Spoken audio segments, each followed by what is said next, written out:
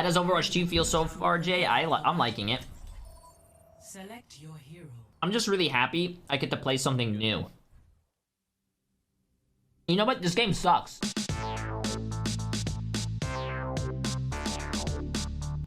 What's going on, everybody? It's Frito here for your Overwatch, and we've got a huge launch day news roundup. If you struggled to log in and get into games for Overwatch 2 yesterday, you weren't the only one. Of course, basically every live service game on launch day has a flood of server problems because it's physically impossible to allow everyone to play at the same time. This happens not only with every Blizzard game launch, but every game launch that I know of. But on top of that, there was a series of DDoS attacks onto their servers, likely coordinated due to backlash on the monetization model. A direct denial of service attack, or DDoS, sends a barrage of packets of information, flooding the servers, making the problem worse. Aaron Keller tweeted out that they're steadily making progress on the server issues, as well as working through the second DDoS attack. We're all hands on deck and will continue to work throughout the night. Thank you for your patience, and we'll share more info as it becomes available. So that was last night. As of today, the servers have been much more stable from what I can tell from browsing around Twitch, but not perfect. So at least I, for one, am being a little skittish of queuing up for competitive mode just yet. Let us know in the comment section down below if you've been able to maintain connection to the game. Next up, there's been huge backlash on the required SMS Protect phone number login for new accounts, or all accounts for Overwatch for that matter, because many prepaid phones don't work. Now, it seemed to be unclear if this was intentional or not, because as you can imagine, getting a burner phone is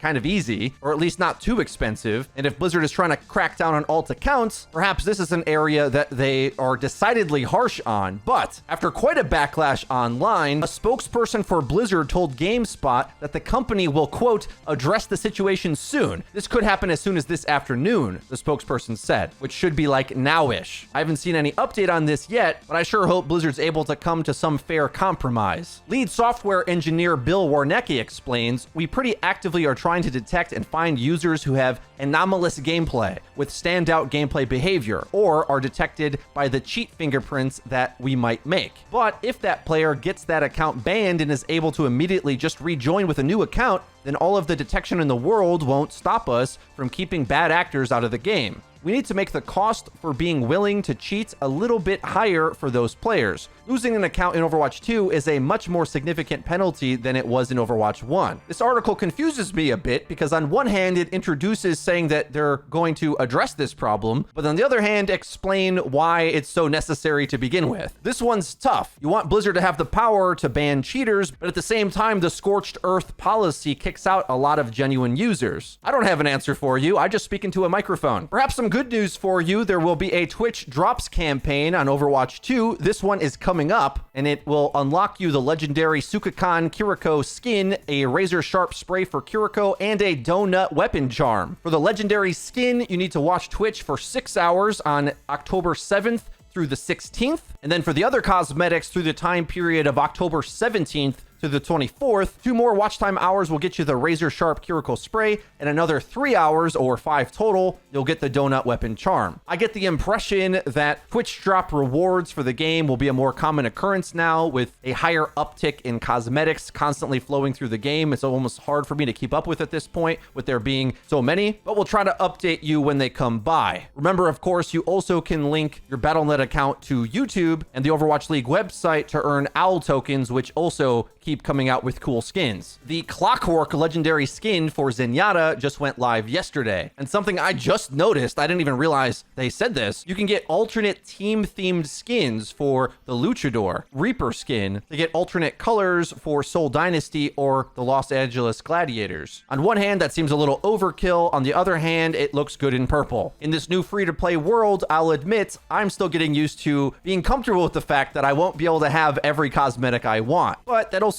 makes it have a little more pride when you actually do own something that's a little bit more exclusive. It's a double-edged sword. Next subject, let's talk about the performance of the game a bit. Ace Khan on Reddit talks about the performance of Overwatch 2 feeling weird, like the hit detection's off. The description here is kind of hard to understand, but I've heard multiple people kind of comment on this and unsure how to put their finger on it. They say it simultaneously feels like aiming is easier and harder, if that makes any sense. Kefri says it's truly disappointing to know that Overwatch 2 completely replaced 1 1, the hit registration feels so awful that I can't even force myself to play the game. Aiming feels so awful, it's actually upsetting, and I hope the game doesn't remain this way long term. I'm really curious if this is like a launch day problem, an individual user PC problem, or if it is indeed a change in mechanics. Interested in how many of you feel you share the same concerns. The funniest bug was shared to Reddit by Antimatter, where their partner's PC wasn't loading hair on the character models. On any of them. Not gonna lie, a few of these look pretty good. And as a follically challenged person myself, I think it's about time we get some bald representation. Not gonna lie, Sombra looks kind of good at this haircut, to be honest. Game director for Overwatch 2, Aaron Keller, tweeted a response to Dino Flask, legendary Overwatch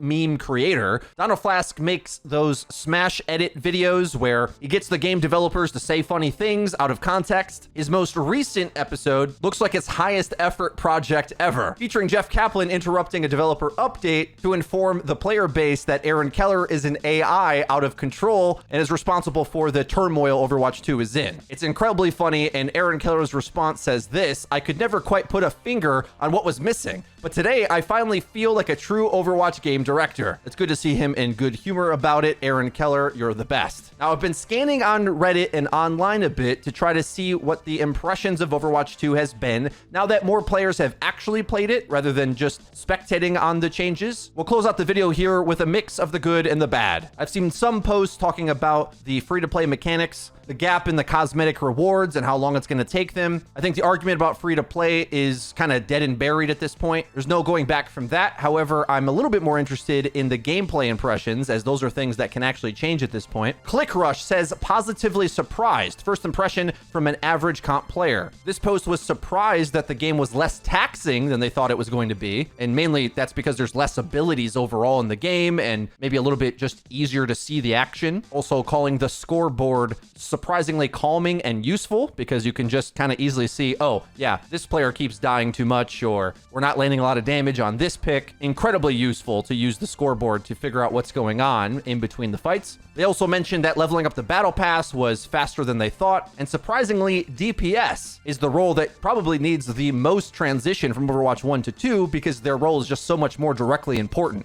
A lot of DPS players could hide in Overwatch 1 until their tanks got ults, but it's quite different in how much pressure is on you, and they felt surprised that support felt rather natural, and maybe I think it does as long as you don't expect or feel a crutch from the 2-tank deathball gameplay. Then I can see that. Next post is from Waifu, who doesn't like how Overwatch 2 plays. While DPS feels great, tank and healer are so lame now, and I can't explain my feelings why. Perhaps this shift to single tank means tank feels overwhelming and you are easily focused. It's turned most fights into a DPS battle, and the tanks and healers don't feel quite as impactful in my experience. Tanks feel even more team dependent than ever before, and it's like as though the carry potential has been mostly granted to the DPS role. They say the healer passive is strong and lets them play a bit more laid back. I definitely get that. Being able to self-heal means like the positions you can hold and not feel insta-dead from just because you got poked down a little bit. That's an underrated change, in my opinion. And the post goes on to say, I'll agree that I like shields being reduced, but at the same time, it sucks to have absolutely zero tanking whatsoever.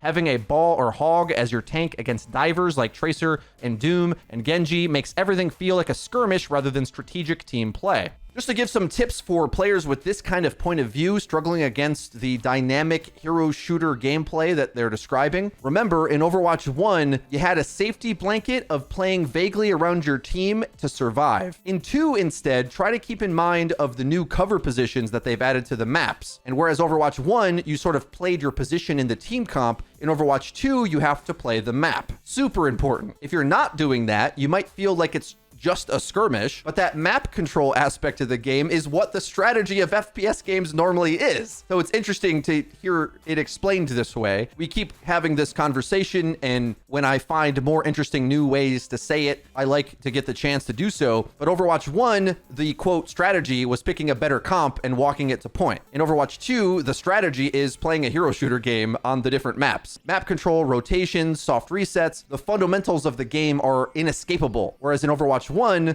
having an OP comp meant you kind of could just be asleep at the wheel. As the game rolls out, we'll continue to try to give tips and make videos to help everyone transition into this new style of play. Obviously, of course, a lot of players just simply had no experience with Overwatch 2 at this point. Of course, we grinded the beta, but not everyone did. and we have a brand new series of players, so they're learning still even the old mechanics. Quick play matchmaking has been quite interesting, and the one area I will easily disagree with this post is the idea that tanks aren't impactful enough. Maybe when the matchmaking is really fair in like a competitive match, but in quick play, if your tank is worse than the enemies, it is the most brutal thing you can see in this game. And another tip for you guys, you may want to watch my tier list video to catch up on this, but I just don't think you should find tank unimpactful if you're picking characters like Winston, Zarya, and D.Va right now. And I'd even say Reinhardt has some mechanical plays. It's all a learning process, and we're all learning together. So to make sure that you don't miss out on our future videos covering Overwatch 2, be sure to leave this video with a like to show us support, and click the bell icon to actually get notified when our videos come live. Get notified directly to your cell phone. It's like I'm sliding in your DMs. That's been it for me. I've been Frito for your Overwatch. I'll see you guys next time.